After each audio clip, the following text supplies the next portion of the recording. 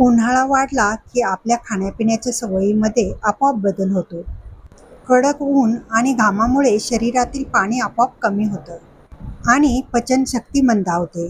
अशा वेळी जड, तळलेले, मसालेदार पदार्थ खाल्ल्यास अपचन, ॲसिडिटी आणि पोटात जळजळ यासारखे त्रास जाणवू लागतात.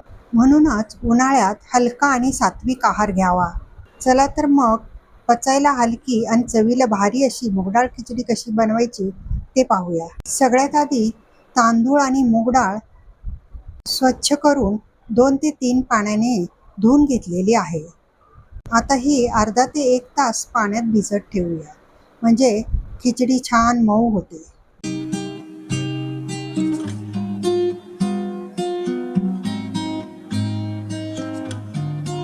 आता एका कुकरमध्ये भिजवलेले तांदूळ डाळ घेऊया.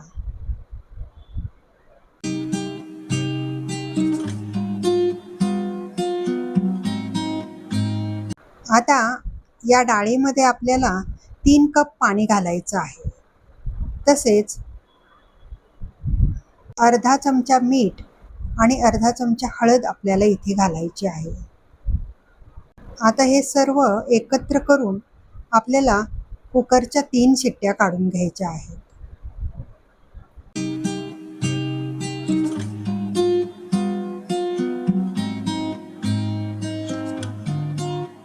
आता तुम्ही इथे पाहू शकता आपली डाळ आणि तांदूळ किती मऊसूत शिजलेले आहेत.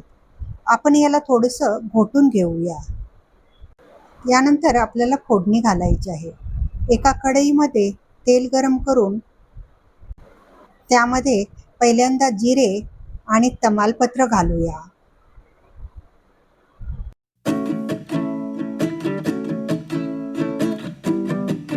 यानंतर आपल्याला कांदा घालून चांगला मऊ होईपर्यंत परतून घ्यायचा आहे. आता यामध्ये हिरवी मिरची घालायची आणि ठेचलेला आलं आणि लसूण अर्धा चमचा घालायचा आहे.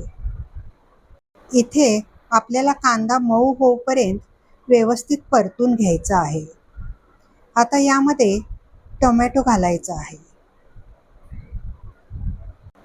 आणि हा टोमॅटोही चांगला पूर्णपणे मऊ होईपर्यंत शिजवून घ्यायचा आहे.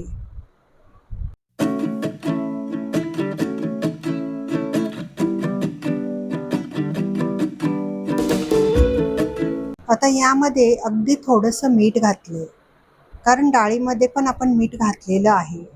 तसेच थोडंसं हिंग घालून घेऊया आणि पुन्हा एकदा चांगलं मिक्स करून घेऊया.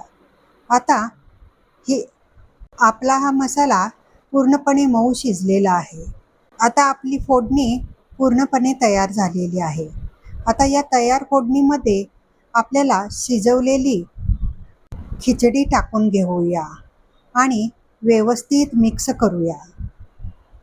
या स्टेजला आपल्याला खिचडी थोडी घट्ट वाटल्यास थोडे गरम पाणी घालू शकतो. शेवटी यामध्ये बारीक चिरलेली कोथिंबीर घालून ढवळून घेऊया आणि 2 मोठे चमचे तूप घालूया. खिचडी हे केवळ आजारी माणसाचं जेवण नाही, तर एक परिपूर्ण कम्फर्ट फूड आहे.